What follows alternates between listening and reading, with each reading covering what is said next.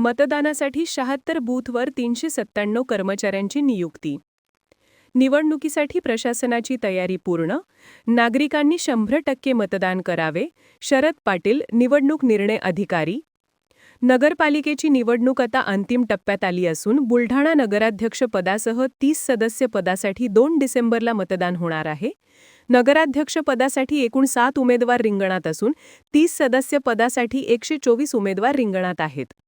दरम्यान 2 डिसेंबरला होणाऱ्या मतदान प्रक्रियेसाठी प्रशासन सज्ज झाले आहे. शहरातील 76 मतदान केंद्रांवर प्रशासनाच्या वतीने मतदानाची पूर्वतयारी पूर्ण करण्यात आली असून मतदान प्रक्रिया पूर्ण करण्यासाठी 397 अधिकारी व कर्मचाऱ्यांची नियुक्ती करण्यात आली आहे.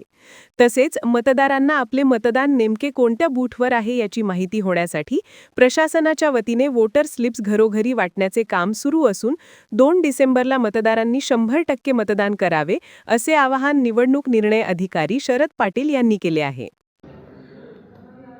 बुलढाणा नगर परिषदेची जी सार्वत्रिक निवडणूक आहे, या सार्वत्रिक निवडणुकीसाठी दिनांक 2 तारखेला 2 डिसेंबर रोजी सकाळी 7:30 ते सायंकाळी 5:30 या कालावधीमध्ये मतदान होणार आहे. या मतदानाची सर्व पूर्वतयारी बऱ्यापैकी झालेली आहे. मतदान केंद्रावर जे पाठवायचे जे EVM आहेत, ते EVMचे कमिशनिंगची प्रक्रिया ही काल पूर्ण झालेली आहे. तसेच 1 तारखेला आपण मतदान केंद्रावर मतदान घेण्यासाठी जे मतदान कर्मचारी नेमतो, त्यांचे साहित्य वाटप आणि त्यांना मतदान केंद्रावर 1 तारखेला इथून पाठवण्यात येणार आहे. आपले जे एकूण बुलढाणा नगर परिषदेतील 76 मतदान केंद्र आहेत, या 76 मतदान केंद्रावर प्रत्येक मतदान केंद्रावर 1 केंद्राध्यक्ष, 3 मतदान अधिकारी, 1 पोलीस कर्मचारी आणि 1 शिपाई अशी रचना असणार आहे.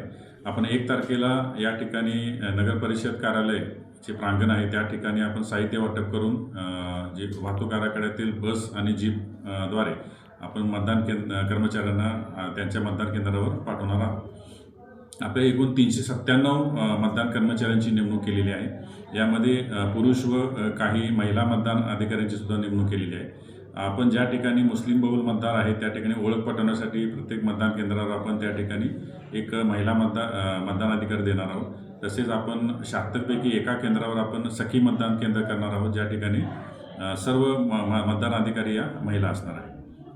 आपले 2 तारखेला जी मतदान प्रक्रिया होणार आहे त्या ठिकाणी सर्व मतदान केंद्रावर जे आवश्यक सर्व ज्या सुविधा असतात, यामध्ये फर्निचर असेल, पाण्याची व्यवस्था असेल किंवा काही जे दिव्यांग मतदार आहेत त्यांच्यासाठी प्रत्येक लोकेशनला आपण व्हीलचेअरसुद्धा ठेवणार आहोत. काही ठिकाणी आपण स्वयंसेवकसुद्धा नेणार आहोत मतदारांना मदत करण्यासाठी.